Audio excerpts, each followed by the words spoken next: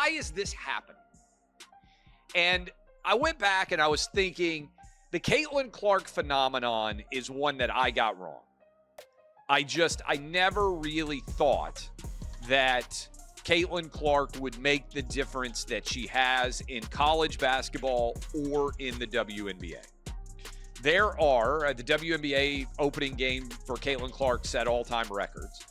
There are millions of people that never cared about the WNBA at all that now care because Caitlin Clark is in the WNBA. The world is starting to wake up to all this bullshit. And y'all heard what that man said. They be beating this girl up after the whistle, bro.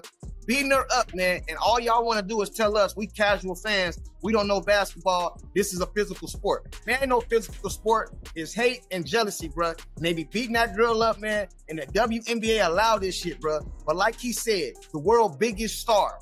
But let me guess. He buck dancing. He glazing. He tap dancing. He a coon. Come on, bro. The world is starting to wake up.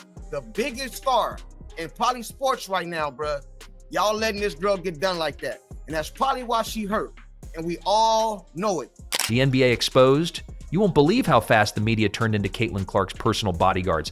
The noise in the arena swells long before the ball is tipped, a low-frequency hum that vibrates through the concrete, through the fiberglass seats, through the chests of everyone who finds themselves inside a WNBA building on a night Caitlin Clark is scheduled to play. It is the same hum that followed Jordan in the 90s and Tiger in the early 2000s, that barely containable, slow-rolling promise that something incredible might happen in front of us tonight, something we'll want to tell neighbors and grandkids about.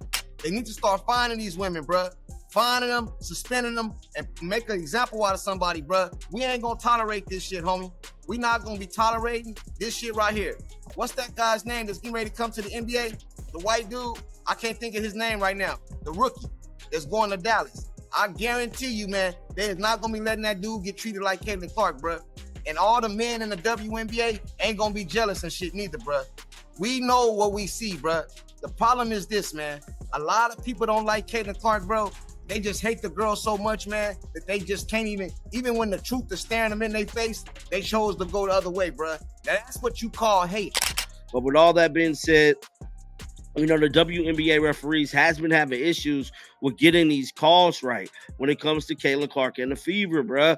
And I'm telling you, we have another case of that. And shout out to all the fans that, you know, put these TikToks together, put these videos together, kind of, you know, breaking down everything that has happened with the WNBA referees, because we have another game and we have another situation where WNBA referees failed to make the right calls against Caitlin Clark and the Fever.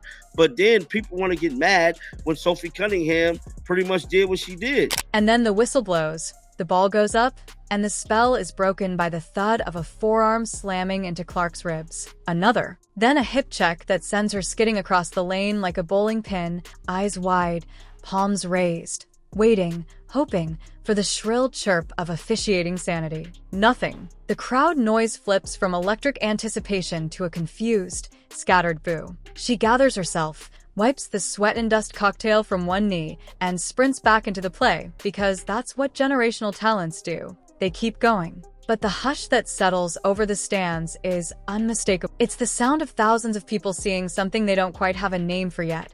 I can relate to that young lady. I know what it's like to be hated. I know what it's like to be a black woman and hated because of my skin color. Yeah. I can't imagine this young lady, I don't want to use hate, but despise. And people just having, she brought some on herself a little bit because she's cocky for a good reason. Mm-hmm. Confident. And I love that about her. But to watch the dynamics and the media, they had their narrative. And I was pleased and proud to see the narrative wasn't true. Right. And Angel. Something that looks like physical basketball at first glance, but feels like petty sabotage on the slow motion replay. See, the man behind you mutters to nobody in particular, shoving popcorn aside so he can film the Jumbotron. They're beating her up after the whistle. He's right. They are. And they have been, night after night. Elbow after elbow. Hype and all the videos that everyone on social media has me watching. A lot of clips from the WNBA right now too. And it's absolutely crazy to me to see the types of fouls and the lack of calls that are having on them from these refs that the players are doing. They're just straight hacking each other. And like, we wouldn't even allow that like at our kids' games that we go to watch, let alone in the NBA. And it's just wild to me that you have somebody that took stadiums which only had like 7,000 people in them to attend live games to completely packed and tripling the ticket prices. Cheap shot after babyface grin, while the league that begged for the spotlight pretends the bulbs aren't shattering from the heat. How physical turned into personal. Yes, basketball is supposed to hurt. Elbows in the post, knees in the back on a box out, bruises that bloom like watercolors. That's the tax you pay to play this game at the highest level. But there's a line between contact that tempers steel and contact that tries to snap it in half. Somewhere in the last 12 months, that line got redrawn around Caitlin Clark's silhouette.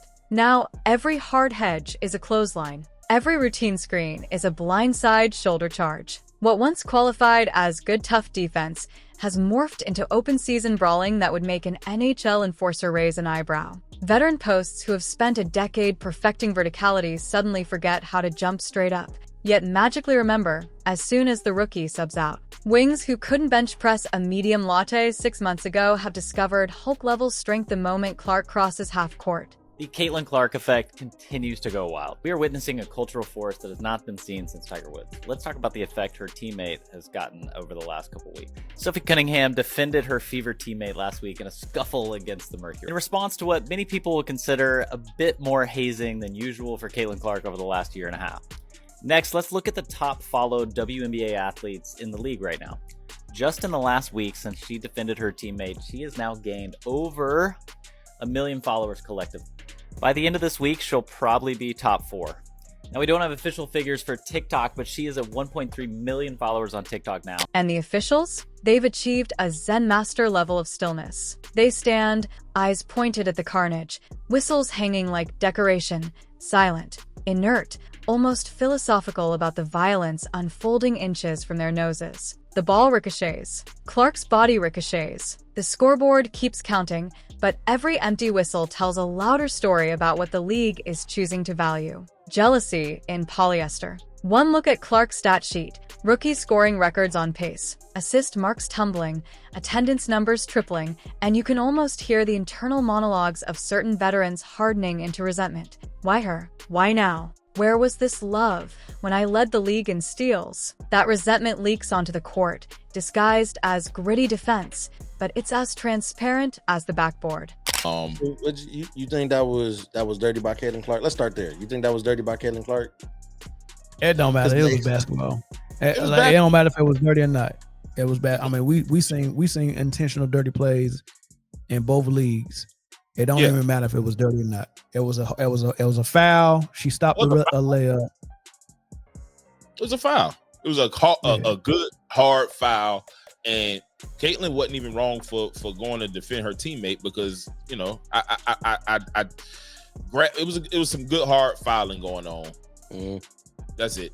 We see you lowering that shoulder 4 full steps after the whistle. We see you twist the jersey, rake the elbow, whisper something you hope the mic doesn't catch. We see the smirk afterward when the ref jogs back up court without raising an arm. And we see Clark, back on her feet, jaw set, refusing to gift you the satisfaction of a reaction. There's a word for that. Competitive bitterness. It's not unique to women's hoops, but it is dangerous when a league lets it masquerade as passion. Because for every veteran who takes her insecurity out on Clark's lumbar spine, there are 17,000 paying customers who didn't spend $300 on resale tickets to watch a mosh pit. They came to see a shooter bend geometry, to see a passer freeze time, to see a new face of the sport do miraculous things, not to wonder if they just witnessed a felony on hardwood. You gotta put it in perspective. Right. These girls have been grinding to grow the game of basketball in the WNBA. They've been grinding to grow the sport to the world, the viewerships. They've been grinding for all of this. And then you have this girl that comes along from college and is an instant change. She's handed pretty much the media's 180-degree pivot. Funny thing about viral bruises, they rate. The same talking heads who dismissed Clark as hype now slap her slow-motion injuries on loop, harvesting outrage clicks while pontificating about protecting the women. They've become her Instagram medics, zooming in on a black eye 1 week, a welted forearm the next, because pictures of pain get engagement. But none of that outrage sticks to the league officials making the nightly decisions. The cycle is too profitable. Cheap shot, viral clip, rating spike, zero accountability, repeat. Somewhere in Bristol and Manhattan, producers are quietly hoping for just one more shove, just one more bench-clearing scuffle,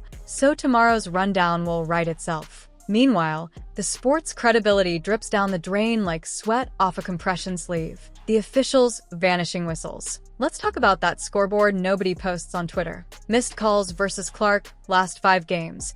14 hacks, 3 flagrant-worthy hits to the head, 0 whistles. In an era when every seat has a smartphone and every broadcast has 12 angles, you'd think missing blatant fouls would be professional suicide. Instead, it's become muscle memory. Clark drives, takes a forearm to the jaw, the official blinks, and everyone jogs the other way. Ask a ref off record, and they'll say, "We're letting them play." Ask them on record, and they'll cite playoff intensity, as though intensity is a get-out-of-jail-free card for ignoring the written rules. Being the face of the league, there's going to be girls that are offended by that, and there's going to be girls that think she's got to earn it and she doesn't deserve this early. She's handled it great. I think she's performed last year. She's performing again this year. I think she's the rightful face. Dominated by black women in a black league that they want to mirror the NBA. But unfortunately, them white girls, they got an extra 3-point finger or something. Because this girl has done 565 games. She only played 45 games, and she's 1 away from tying the WNBA record. WNBA record. This is her second season. But let the same contact happen to an established veteran on another roster and watch the whistle shriek like a smoke alarm. Consistency? We left that in the rulebook next to hand-checking guidelines. When coaching becomes complicity, enter Coach Christy Sides, tasked with shepherding a once-in-a-generation talent, yet somehow debuting a playbook that looks like it was printed on disappearing ink. The game plan reads, allow Clark to face every blitz, trap, and hack without an off-ball screen in sight. Burn all your timeouts on vibe checks, not adjustments. Preach, she has to adapt, while drawing up another isolation for a 28% shooter. If a rival coach had designed a scheme to neutralize Clark, it wouldn't look much different from what her own bench puts on the floor. And when Clark finally looks toward the sideline, hands on hips, searching for any sign of tactical rescue, she gets blinking eyes and a polite shrug. Tough it out, rookie. Everyone's gotta pay dues. Meanwhile, ticket brokers watch resale prices crater from $860 to $250 in Clark's absence. TV execs stare at overnight ratings hemorrhaging 55%. And the league office, which just inked multi-million-dollar sponsorships on her back, issues a strongly worded nothing. Why it matters, and why it's bigger than basketball. This is not simply about a superstar getting roughed up. It's about a business model cannibalizing itself. Clark currently accounts for over 1/4 of all WNBA economic activity, gate, merch, media, social reach. Injure her long-term or drive her overseas, and you blow a multi-million-dollar hole in a league still projected to lose $50 million this season with her healthy. The cruel irony is that every hit she absorbs draws another headline, another think piece, another wave of new viewers, and every one of those new viewers watches her get tackled and wonders aloud, is this really how they treat their stars? For decades, fans begged the league for stakes, for storylines. It finally has won, and instead of protecting it, they're monetizing it to death. The exit ramp, if the league is still interested. Establish a zero-tolerance flagrant policy. You elbow above the shoulders, you sit. You blindside on a breakaway, you miss a game. Publish the last 2-minute reports for non-calls the way the NBA does. Sunshine disinfects. Load manage your investment. If the refs can't protect her, let her sit until they do. Tell the locker room the hierarchy. You don't have to like Clark, but you will pass to her. Sabotage her touches. Pack your bags. Protect your star or lose her. Maybe to Europe, maybe to injury, maybe to plain old exhaustion. Protect her or send every 12-year-old girl in the crowd home with the lesson that greatness is a target, not a treasure. Clark will keep rising. That's what transcendent talent does. The only question is whether the WNBA wants to rise with her or watch from the scorched earth of its own self-inflicted headlines. The way that you thank the player that is doing that is to like jab her in the eye and shove her when she's making shots and all kinds of stuff just because the refs are not good enough to call it. And it's just crazy to me. Like, instead of that, why not take it upon yourself to get better so that you can compete with her? And if you think they're competitive with her, a lot of them are not, because she's in the league already setting scoring records and assist records the very first year she's there. So obviously she's a better player than a lot of people in the league. And to take a player that is rocket shipping your sport makes absolutely no sense. And the fact that the WNBA is now only starting to step in a little bit